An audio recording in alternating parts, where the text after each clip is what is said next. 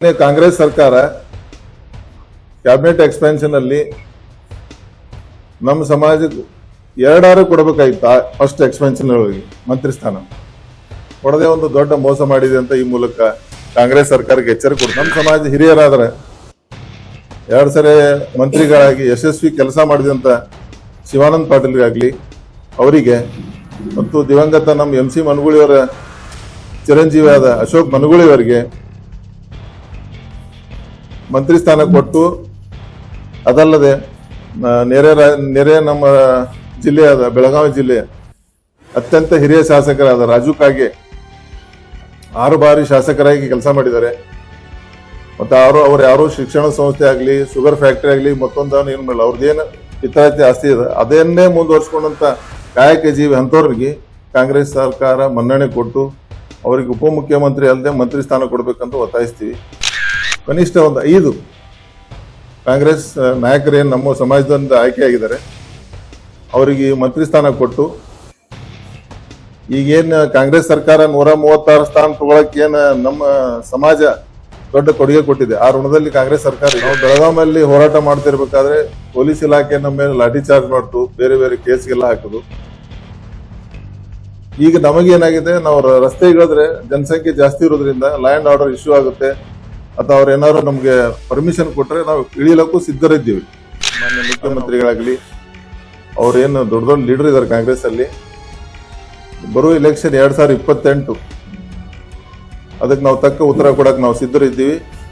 ಮತ್ತೆ ನಮ್ಮ ಋಣದಲ್ಲಿ ಇದ್ದೀರಿ, ಆ ಋಣವನ್ನು ನೀವು ತೀರಿಸುವಂತ ಕೆಲಸ ತಮ್ಮ ಕಾಂಗ್ರೆಸ್ ಸರ್ಕಾರದಿಂದ ಆಗ್ಲಿ ಅಂತ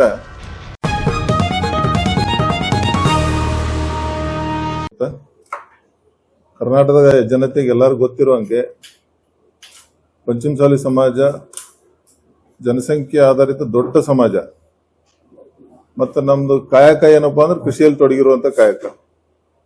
ಕೃಷಿಯಲ್ಲಿ ತೊಡಗಿರೋದ್ರಿಂದ ನಾವು ದೇಶಕ್ಕೆ ಅನ್ನ ಹಾಕುವಂತ ಕಾಯಕದಲ್ಲಿ ನಾವು ತೊಡಗಿಕೊಂಡಿದ್ದೀವಿ.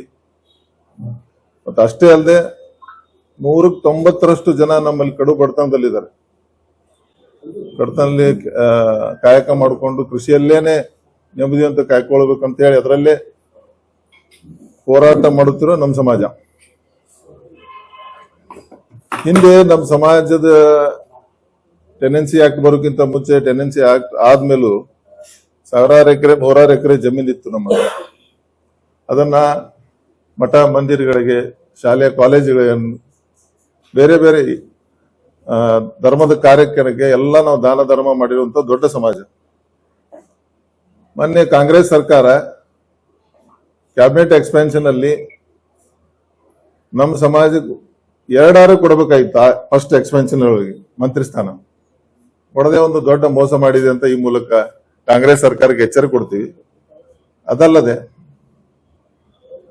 ನಾವು ಪ್ರೆಸ್ ಮೀಟ್ ಮಾಡ್ತಿರೋ ಉದ್ದೇಶ ಏನಪ್ಪಾ ಅಂದ್ರೆ, ನಾವು ಬೆಳಗಾವಿಯಲ್ಲಿ ಹೋರಾಟ ಮಾಡ್ತಿರ್ಬೇಕಾದ್ರೆ ಪೊಲೀಸ್ ಇಲಾಖೆ ನಮ್ಮ ಮೇಲೆ ಲಾಠಿ ಚಾರ್ಜ್ ಮಾಡ್ತು, ಬೇರೆ ಬೇರೆ ಕೇಸ್ಗೆಲ್ಲ ಹಾಕುದು.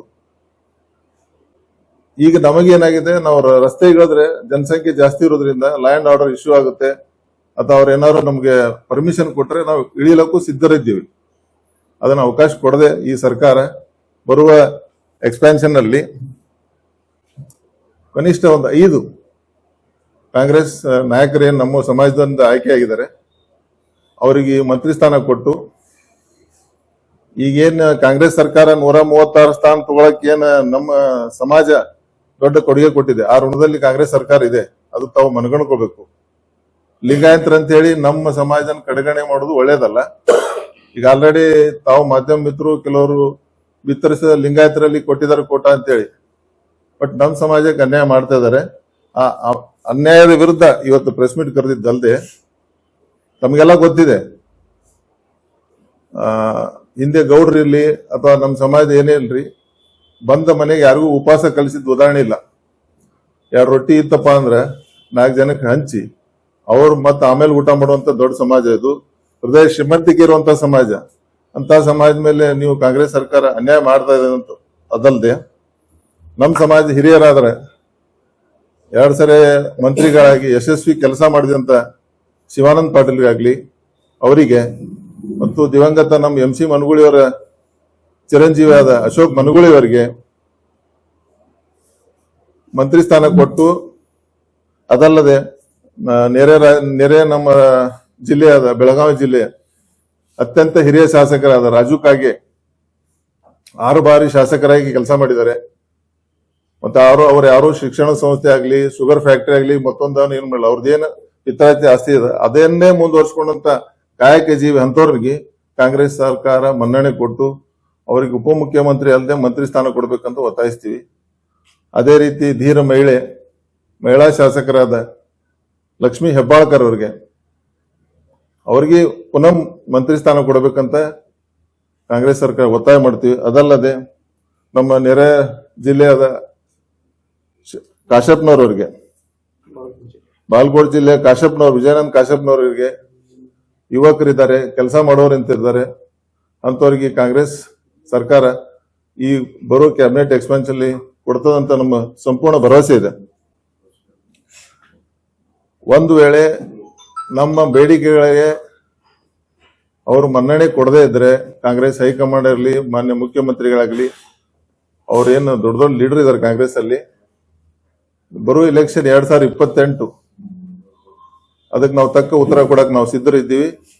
ಮತ್ತೆ ನಮ್ಮ ಋಣದಲ್ಲಿ ಇದ್ದೀರಿ, ಆ ಋಣವನ್ನ ನೀವು ತೀರಿಸುವಂತ ಕೆಲಸ ತಮ್ಮ ಕಾಂಗ್ರೆಸ್ ಸರ್ಕಾರದಿಂದ ಆಗ್ಲಿ ಅಂತ ನಾವು ಈ ಮೂಲಕ ತಮ್ಮ ಪತ್ರಿಕಾ ಮಾಧ್ಯಮ ಮೂಲಕ ಕಾಂಗ್ರೆಸ್ ಸರ್ಕಾರಕ್ಕೆ ಮತ್ತು ಕಾಂಗ್ರೆಸ್ ನಾಯಕರಿಗೆ ಒತ್ತಾಯಿಸ್ತೇವೆ. ಪೆನ್ಷನ್ನಲ್ಲಿ ಅವ್ರು ಯಾವ ರೀತಿ ನಡ್ಕೋತಾರೆ, ಮತ್ತೆ ನಮ್ಮ ಕಡು ಸಮಾಜಕ್ಕೆ ಕೆಲವರು ಏನಿದ್ದಾರೆ ಆ ಸಮಾಜಕ್ಕೆ ಏನಾದ್ರು ಕಾರ್ಯಕ್ರಮ ಹಾಕೊಳ್ಳದೆ ಇದ್ರೆ ನಾವು ತಕ್ಕ ಉತ್ತರ ಕೊಡ್ತೀವಿ.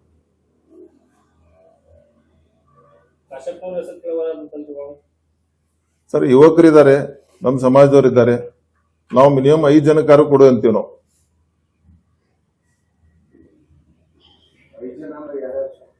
ಶಿವಾನಂದ ಪಾಟೀಲ್ರು, MC ನಮ್ಮ ಅಶೋಕ್ ಮನಗುಳಿ ಅವರು, ಕಾಶಪ್ಪನವರು, ರಾಜು ಕಾಗೆ ಅವರು, ಲಕ್ಷ್ಮೀ ಹೆಬ್ಬಾಳ್ಕರ್ ಅವರು, ಅಥವಾ ಇನ್ನಿತರ ಯಾರಿದ್ರು ಈಗ ನಮಗೆ ಗೊತ್ತಿರುವಂತದ್ದು ನಮ್ಮ ನೆರೆ ಜಿಲ್ಲೆಯವರು.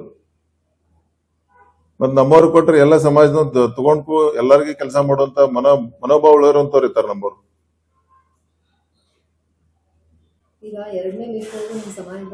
ಅದನ್ನೇ ಇನ್ನೊಂದ್ಸರಿ ಪುನರಾವರ್ತನೆ ಮಾಡ್ತೀನಿ. 2028 ತಕ್ಕ ಕಾಂಗ್ರೆಸ್ ಸರ್ಕಾರಕ್ಕೆ ನಾವು ಉತ್ತರ ಕೊಡ್ತೀವಿ. ಅದಲ್ಲದೆ ಈ ಸರಿ ಮಾಡ್ಲಿಲ್ಲ ಅಂದ್ರೆ ನಾವು ಬೀದಿಗಿಳಿತೀವಿ. ಬೀದಿಗಿಳಿದು ಹೋರಾಟ ಮಾಡೋಕ್ಕೂ ನಾವು ಸಿದ್ಧರಿದ್ದೀವಿ.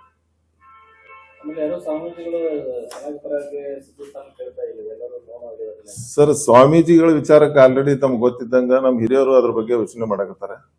ಅದಕ್ಕೊಂದು ಸಪರೇಟ್ ಪ್ರೆಸ್ ಮೀಟ್ ಮಾಡಿ ಹೇಳ್ತಾರೆ. ಯಾಕಂದ್ರೆ ಆಲ್ರೆಡಿ ಸ್ವಲ್ಪ ಮಾಧ್ಯಮದಲ್ಲಿ ತಮ್ಮ ತೋರಿಸಿರಿ, ಅವ್ರ ಮೇಲೆ ಅಪಾದನೆಗಳು ಇದಾವು. ಅದರಿಂದ ಅದ್ರ ಬಗ್ಗೆ ನಾವು ಜಾಸ್ತಿ ಕಮೆಂಟ್ ಮಾಡಲ್ಲ.